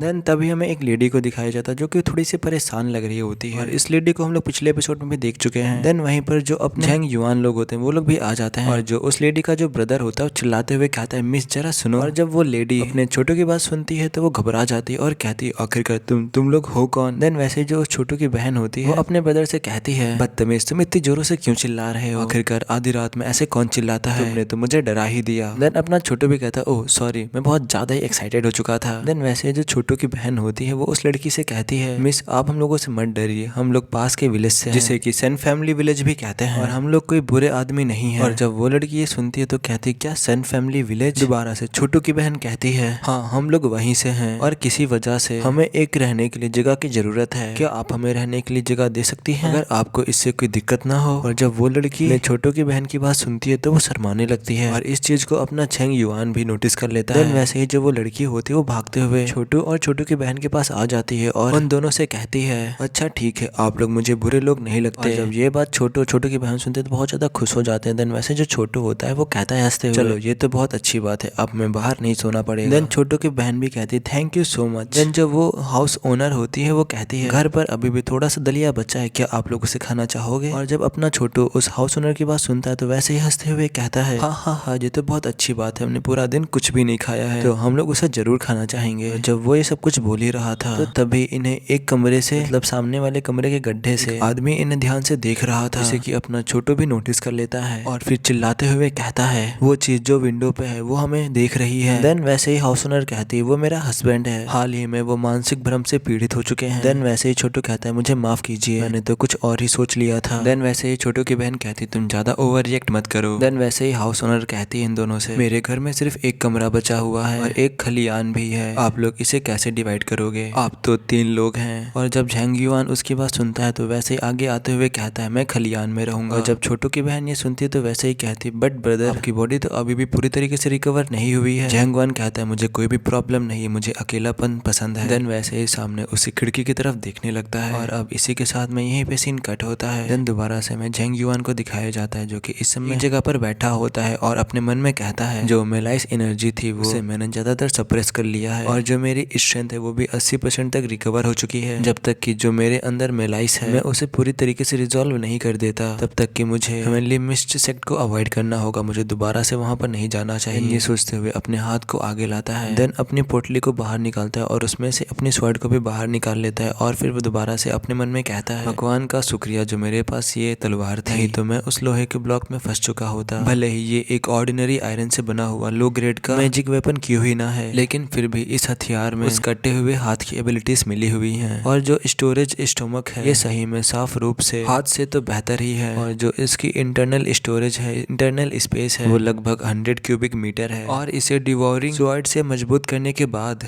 अब ये फोर्सली एब्जॉर्ब कर सकता है किसी भी ऑब्जेक्ट में जो कि 10 मीटर के दायरे में होगा। और मुझे ये भी नहीं पता कि इन बॉडी पार्ट्स की ओरिजिन क्या है, ये दिखने में मांस और बॉडी के टुकड़े लगते हैं लेकिन इनमें कुछ अजीब ही पावर्स हैं। अभी के लिए मेरे पास और भी कोई चॉइस नहीं है, मैं तलवार पर और भी 2 निशान बनाऊंगा जिसकी वजह से जो ये स्वॉर्ड होगी वो और भी ज्यादा पावरफुल हो जाएगी, इसकी स्ट्रेंथ और भी ज्यादा बढ़ जाएगी। और जब झेंग युआन अपने स्वॉर्ड पे सिंपल बना ही रहा होता वैसे वो किसी चीज को नोटिस करता है और एक तरफ देखते हुए कहता है कौन है वहां पर। तभी हमें वहीं पर उसी लेडी को दिखाया जाता है, मतलब हाउस ओनर को दिखाया जाता है जो कि इस समय आधे कपड़ों में होती है। ऐसा लग रहा था कि वो अपने झेंग युआन को सेड्यूस करना चाहती है। हाउस ओनर अंदर आते हुए झेंग युआन से कहती है यंग मास्टर ये मैं हूँ। और अब इसी के साथ में यहीं पे सीन कट होता है। अब हमें अंदर दोनों भाई बहन का सीन दिखाया जाता है। इस समय जो अपना छोटू था वो बिस्तर पर लेटते हुए कहता है आखिरकार बहुत दिनों बाहर सोने के बाद एक प्रॉपर बेड सोने के लिए मुझे मिल ही गया। और ये कहकर के बहुत ज्यादा ही खुश होता है। और जो उसकी बहन होती है वो कुछ कपड़ों को उठा करके कहीं पे ले जा रही होती है जिसे कि उसका भाई भी नोटिस कर लेता है। देन वैसे उसे पूछता है बहन तुम अपनी रजाई लेकर आखिरकार कहाँ जा रही हो। और जब उसकी सिस्टर ये सुनती है तो वैसे ही उससे कहती है ब्रदर फेंग का शरीर अभी पूरी तरीके से सही नहीं हुआ है और इसलिए मैं उसे रजाई देने जा रही हूँ, उसे सर्दी नहीं लगनी चाहिए। अपना छोटू अपनी बहन से कहता है हाँ सच है उसे बीमार नहीं होना चाहिए क्योंकि वो मेरा होने वाला साला जो है। पता नहीं यहाँ पे चक्कर क्या है यार, ये भाई बहन तब भी ऐसी बातें कर रहे हैं, तो जैसा लिखा मैं वैसा ही बोल रहा हूँ। देन तो फिर जब वो लड़की ये बात सुनती तो वैसे ही कहती है आखिरकार तुम ये सारी बकवास क्या बोल रहे हो। अपना छोटू हंसते हुए कहता है ये सब कुछ बिल्कुल साफ है लेकिन फिर भी तुम इसे नकार रही हो। देन यहीं पे सीन कट होता है। मैं दोबारा से झेंग युआन का सीन दिखाया जाता है। इस समय जो वो हाउस ओनर थी वो अपने झेंग युआन के बहुत ज्यादा पास आ चुकी थी। देन वैसे ही झेंग युआन उससे कहता है आखिरकार तुम ये कर क्या रही हो। हाउस ओनर कहती है मुझे तो ये भी नहीं पता, जब से मैंने तुम्हें आज देखा है तब से मैं तुम्हें बिल्कुल भी भूल नहीं पा रही हूँ। और इस समय ये बहुत ज्यादा ही गर्मा चुकी थी और भी ज्यादा अपने झेंग युआन के पास आती जा रही थी। इस समय शायद ये झेंग युआन को देना चाहती थी। अरे यार तुम लोग गलत मत समझो, शायद किस देना चाह रही है, तुम लोग भी ना गलत समझ लेते हो। दोबारा से मैं झेंग युआन और उसी लेडी का सीन दिखाया जाता है जो कि इस समय अपना फेस झेंग युआन के फेस के पास लेकर आ चुकी थी और धीमी आवाज में कहती है सर क्या आपको कोई आपत्ति तो नहीं है कि मैं एक मैरिड वुमेन हूँ, मेरी शादी हो चुकी है, अगर आपको कोई आपत्ति ना हो तो क्या आप मेरे साथ वो करना चाहेंगे। और जब ये बोल रहे थे वैसे ही कोई दरवाजे को खोल देता है। इस समय जिसने दरवाजा खोला था वो थी वही लड़की जो अपने झेंग युआन के साथ रहती है। और जैसे ही वो अंदर आती है वो झेंग युआन और उस हाउस ओनर को साथ में देखती है जो कि इस समय बहुत ज्यादा ही पास में थे। और जब वो ये देखती तो वैसे ही कहती आई एम सॉरी मुझे माफ कर दो, मेरा मतलब मैं तुम लोगों को डिस्टर्ब नहीं करना चाहती थी। लेकिन जो इस समय जो हाउस ओनर थी वो बस झेंग युआन से चिपकती ही जा रही थी और उसको सर सर कहती ही जा रही थी। इस समय जो अपना झेंग युआन था वो ज्यादा कुछ रिएक्ट नहीं कर रहा था, वो बस शांति से बैठा हुआ था। देन दोबारा से हाउस ओनर झेंग युआन के कान में कहती है तुम यही आलमंड ब्लॉसम विलेज में क्यों नहीं रहते जो नियन के साथ में। देन वैसे ही जो उसका चेहरा होता है वो एक अजीब सा शेप लेने लगता है और देन वैसे ही एक अजीब सा क्रिएचर बन जाती है। वो क्रिएचर बनने के बाद में दोबारा से कहती है अब तुम आलमंड ब्लॉसम विलेज में रहोगे हमेशा के लिए। लेकिन इसमें जो अपना झेंग युआन था वो अभी भी शांति से बैठा हुआ था, वो कुछ भी रिएक्ट नहीं कर रहा था। यहीं पे सीन कट होता है। मैं दोबारा से जो अपने झेंग युआन के साथ में लड़की रहती है उसका सीन दिखाया जाता है जो कि उस कमरे के बाहर आ चुकी थी और इस समय उसकी आंखों में आंसू थे और वैसे ही रोते हुए कहती है ब्रदर फेंग आखिरकार आप ऐसे कैसे हो सकते हो। और जब वो ये कह ही रहे थे वैसे एक बहुत बड़ा धमाका होता है, जो वहाँ का रूम होता है वो पूरा ब्लास्ट हो जाता है और वहीं पर वो लड़की भी खड़ी होकर के सब कुछ देख रही थी। और जहाँ पर धमाका हुआ था वहीं पर हमें अपने झेंग युआन को दिखाया जाता है। वैसे ही झेंग युआन कहता है मैंने तुम्हारी अजीब गरीब हरकतों को बहुत पहले से ही नोटिस कर लिया गया था, तुम्हारी सांसें नहीं चल रही थी, लेकिन उसके बाद भी तुम जिंदा थी, इसीलिए मैं तुमको थोड़ा और देखना चाहता था। और जब छोटू धमाके की आवाज सुनता है तो वैसे ही बाहर आते हुए कहता है आखिरकार बाहर चल क्या रहा है। देन जो अपने झैंग के साथ लड़की रहती है वो कहती है ब्रदर फेंग आखिरकार ये है क्या। और जिस आदमी को हमने शुरुआत में देखा था जो कि आंखें निकाल करके खिड़की से देख रहा था वो भी बाहर आ जाता है और बाहर आते हुए चिल्लाते हुए कहता है क्या तुम इमोर्टल हो। और वैसे ही वो आदमी अपने झैंग के सामने आकर के बैठ जाता है और कहता है क्या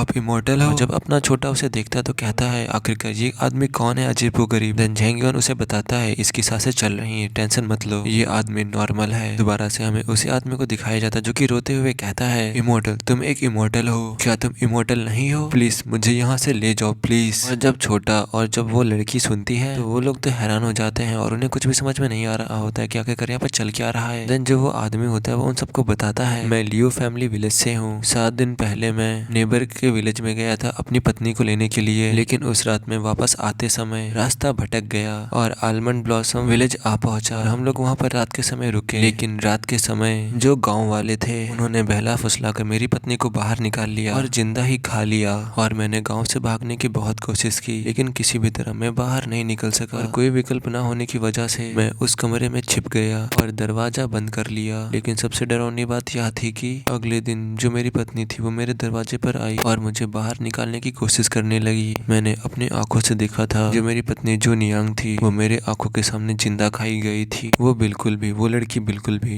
मेरी पत्नी नहीं हो सकती। देन वैसे ही वहाँ पर किसी की आवाज आती है पति, मैं झूठ नहीं बोल रही हूँ, मैं सही में जो नियांग तुम्हारी पत्नी हूँ, पति तुम मेरे पति हो। देन वैसे ही हमें उनके पीछे दिखाया जाता है जो वो क्रीचर थी वो दोबारा से ठीक हो चुकी थी। जब छोटू लोग उसे देखते हैं कि वो दोबारा से ठीक हो रही है और आखिरकार वो क्रीचर है कैसी चीज, तो उसे देखकर वो लोग चिल्लाने लगते हैं। देन वैसे ही झैंग युआन अपने हाथों से कुछ सिंबल बनाता है और फिर वैसे ही उसके हाथ से कुछ एनर्जी अनलीश होने लगती है और फिर वैसे ही एक फायर अटैक से उसके ऊपर अटैक कर देता है जिसकी वजह से वो लड़की जो होती है वो जलने लगती है। देन दोबारा से हमें उसी लड़की को दिखाया जाता है जो कि इस समय जल रही होती है, लेकिन जलने के बावजूद भी वो कहती है हस्बैंड अगर तुम मुझे अपने आप को खाने दोगे तो फिर तुम भी मेरे जैसे बन जाओगे और तुम भी मेरी तरह ही अमर हो सकते हो, एक इमोर्टल बन सकते हो और इस गाँव में मेरे साथ खुशी से रह सकते हो। जब अपना झैंग युआन सुनता है तो वैसे ही कहता है तुमने क्या कहा इमोर्टल। देन वैसे ही जो झैंग युआन के पीछे आदमी खड़ा होता है वो झैंग युआन से कहता है भागो इमोर्टल प्लीज मुझे यहाँ से बचा लो, मुझे यहाँ से लेकर जाओ। देन तभी हमें कुछ और इमोर्टल्स को दिखाया जाता है, मतलब वही अजीब क्रिएचर्स को जो कि कहते हैं जून यंग क्या यहाँ पर और भी गेस्ट आए हैं और तुमने तो हमें बताया भी नहीं। दोबारा से वो क्रिएचर्स कहते हैं जितने भी लोग यहाँ पर आएंगे जितने ज्यादा लोग होंगे उतना ज्यादा ही हमारा विलेज बड़ा होगा, क्यों ना तुम लोग भी हमारे साथ रहो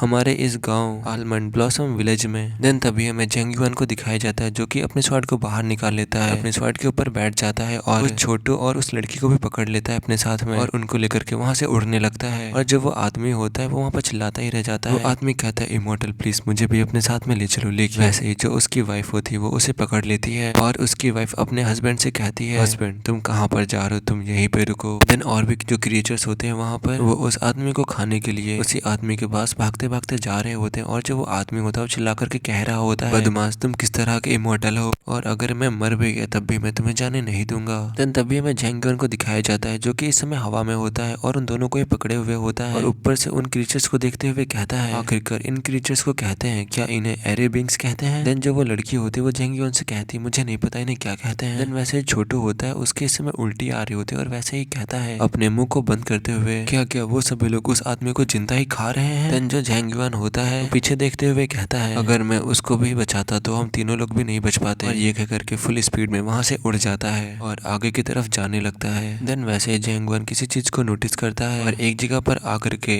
अपने स्वॉर्ड को लैंड कराता है। इस समय वो लोग शायद किसी एक जगह पर आ चुके थे जहाँ पर बहुत सारे घर बने हुए थे। देन वैसे ही वो लड़की कहती है ब्रदर फेंग आखिरकार यहाँ पर चल क्या रहा है, आखिरकार हम लोग यहाँ पर वापस क्यों ही आ गए। छोटू भी हंसते हुए कहता है हम लोग अभी अभी विलेज के एंट्रेंस से गुजरे हैं। देन वैसे में झैंग युआन को दिखाया जाता है जो कि अपने मन में सोचते हुए कहता है यहाँ पर कुछ तो गलत है। देन वैसे उस आदमी की बातों को याद करता है जब वो आदमी झैंग युआन से कह रहा होता है कि मैंने बहुत ज्यादा कोशिश किया विलेज से बाहर निकलने की, लेकिन मैंने जो भी किया मैं बाहर नहीं निकल पाया। और अब इसी के साथ में यहीं पे सीन कट होता है। अब हमें सुबह का सीन दिखाया जाता है। देन वैसे ही हमें अपने छोटू को भी दिखाया जाता है जो कि इस समय जस्ट सो करके ही उठा होता है और उठते हुए कहता है ओ बहुत ज्यादा शोर है बाहर। देन दोबारा से हमें तीनों का सीन दिखाया जाता है। इस समय सभी लोग सो करके उठ चुके होते हैं। दोबारा से छोटू कहता है क्या वो लोग अभी भी बाहर हैं? वो सभी लोग बाहर पूरी रात भर चिल्लाते रहे, क्या उन्हें ठीक से नींद भी नहीं आती? तभी बाहर से कुछ आवाजें आ रही होती हैं जो कि कह रहे होते हैं, देखो बाहर मौसम कितना सुहाना है, तुम लोग बाहर आ जाओ, हम लोग तुम्हें बिल्कुल भी कोई नुकसान नहीं पहुंचाएंगे। और वो लोग ऐसे ही पूरी रात से ऐसे ही चिल्ला रहे थे बाहर। देन वैसे जो वो लेडी होती है वो बाहर देखते हुए कहती है वो लोग सारी रात ऐसे ही चिल्ला रहे थे, और जैसा कि ब्रदर फेंग ने कहा था वो लोग घर के अंदर नहीं आए। देन वैसे में बाहर का सीन दिखाया जाता जो कि बहुत सारे लोग खड़े होते हैं, हंसमुख का चेहरा बनाते हुए कह रहे होते हैं, डियर इमोर्टल्स प्लीज बाहर आ जाओ, जूनियन बिल्कुल भी झूठ नहीं बोल रही है, और मैं भी रिबॉर्न हो चुका हूँ और मुझे बहुत ज्यादा ही अच्छा लग रहा है, और तुम्हें भी हमें ज्वाइन करना चाहिए, जल्दी से तुम लोग भी बाहर आ जाओ, ये तुम्हारे अच्छे के लिए ही है। जब झांग युआन इन सब की बात सुनता है तो वैसे ही कहता है जब वो आदमी है वो भी कई दिनों अंदर ही छुपा रहा और उसके ऊपर भी किसी ने भी अटैक नहीं किया था। ऐसा लगता है कि किसी ने विलेजर्स के ऊपर रिस्ट्रिक्शंस लगाया है, वे ना ही तो दूसरों के घरों में फ्रीली प्रवेश कर सकते हैं, ना ही तो घरों को नुकसान पहुंचा सकते हैं। और अगर ऐसा है और ये देखते हुए कि हम लोग इस जगह को छोड़कर नहीं जा सकते, तो मुझे डर है कि क्या ये गाँव वाले नहीं है। लेकिन विलेजर्स खुद से ही जब छोटू झांग युआन की बात सुनता है तो वैसे ही कहता है तो फिर हम क्या करें और क्या हम बच सकते हैं। झांग युआन कहता है मुझे नहीं पता।